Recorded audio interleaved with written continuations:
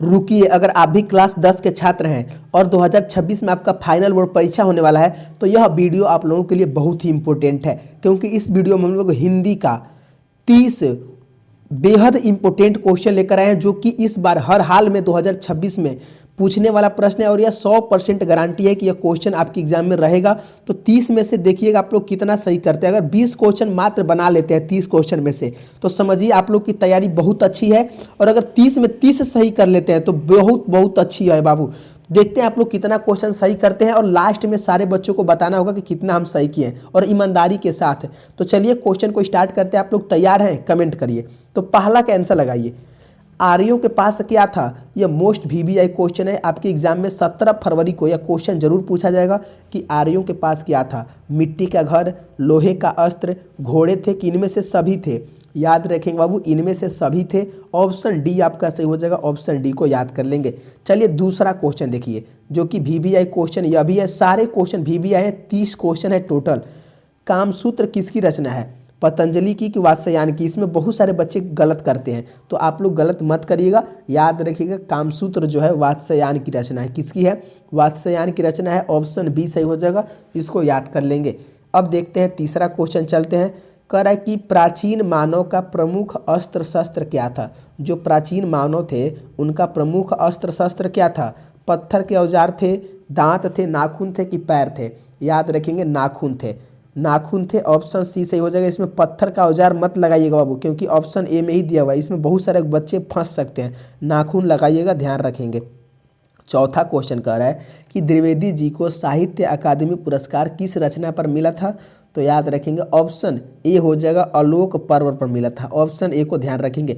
और देखिए जो बच्चे अभी तक वीडियो को लाइक नहीं किए बाबू, आप लोग लाइक कर लेंगे, क्योंकि ये मेहनत सब आप ही के लिए किया जा रहा है। और चैनल को जरूर सब्सक्राइब कर लेंगे, क्योंकि बहुत सारे बच्चे जो हैं अभी तक न्यू स्टूडेंट हैं और चैनल को सब्सक्राइब भी नहीं किए, तो जरूर कर लेंगे, ताकि जो मेरा वीडियो है आप तक नेक्स्ट जो वीडियो है जरूर पहुँच पाए, क्योंकि एग्ज़ाम बहुत ही कम समय बचा हुआ है एग्जाम में, ध्यान रखेंगे। और ये 30 क्वेश्चन को एकदम लास्ट तक देखिएगा, और कितना सही करते हैं आप लोग कमेंट में जरूर बताइएगा।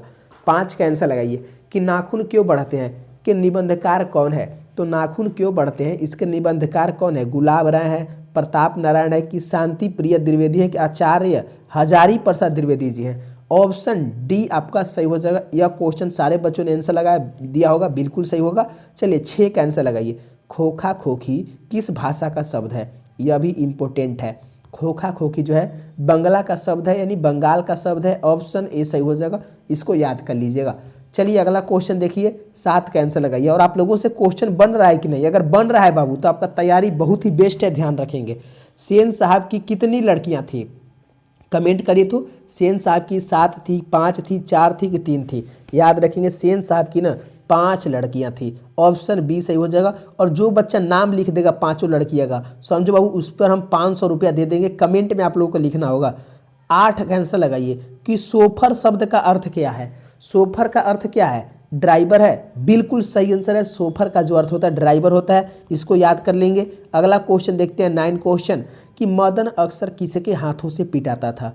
मदन जो है किसके हाथों से? अपने माँ के हाथों से कि अपने पिताजी के हाथों से? देखिए मदन जो है ना बाबू अपने पिता के हाथों से पिटाता था। ऑप्शन बी आपको याद कर लेना है। चलते हैं अगले क्वेश्चन की ओर, देखते हैं 10वां क्वेश्चन क्या कह रहा है। ऐसे ही लड़के आगे चलकर गुंडे चोर डाकू बनते हैं, यह पंक्ति कहानी के किस पात्र ने कही है? तो यह बाबू सेन साहब ने कहा है। किसने कहा है? सेन साहब ने कहा है। ऑप्शन डी आपका सही हो जाएगा। तो देखिए 10 क्वेश्चन करा दिए हैं और अभी भी 20 क्वेश्चन बचा हुआ है। इसमें से आप लोग कितना सही किए हैं कमेंट करिए तो। चलिए देखिए एक 10 क्वेश्चन और है, चलिए इसको भी आंसर लगा देते हैं कि मेघदूत नामक पुस्तक का अनुवाद जर्मन भाषा में किसने किया है? तो याद रखेंगे मैक्स मूलर ने किया है। किसने किया है? मैक्स मूलर ने किया है। 10 का जो आंसर हो जाएगा ऑप्शन सी हो जाएगा। ऑप्शन सी को ध्यान रखेंगे। अगला क्वेश्चन देखते हैं 11 क्वेश्चन, कि दारिस क्या है? वीवीआई क्वेश्चन है। दारिस क्या है बाबू? तो यह बाबू सोने का प्राचीन कालीन सिक्का है, यानी 11 का जो आंसर हो जाएगा ऑप्शन बी हो जाएगा। ऑप्शन बी को याद कर लेंगे। एक एक क्वेश्चन का आंसर आपको कमेंट में देना है, ताकि ये हमको पता चल सके कि आप लोग बाबू क्वेश्चन को याद किए हुए हैं। जनरल कनिंघम का संबंध किससे है? कमेंट करिए तो। जनरल कनिंघम का जो संबंध वनस्पति विज्ञान से नहीं, मनोविज्ञान से नहीं, किससे है? तो पूरा तत्विक विज्ञान से है। ऑप्शन सी सही हो जाएगा। और देखिए बाबू, एक बात से हम आपको नाराज हैं कि अभी तक आप लोगों ने लाइक नहीं किया हुआ है। बहुत सारे बच्चे नहीं लाइक करते हैं, ऐसे ही चले जाते हैं। तो बाबू आप लोग लाइक करिए और चैनल को सब्सक्राइब करिए, इससे आपका ही सारा क्लास जो ऑब्जेक्टिव है क्लियर होगा। 13 का आंसर लगाइए। 172 दारिश नामक सोने के सिक्के से भरा घड़ा कहाँ मिला था? दिल्ली में, गांधीनगर में कि वाराणसी यानी बनारस में? वाराणसी में मिला था बाबू, ऑप्शन सी सही हो जाएगा। और यह VVI क्वेश्चन है, कई बार क्वेश्चन आ चुका है एग्जाम में, इस बार भी जरूर आ सकता है।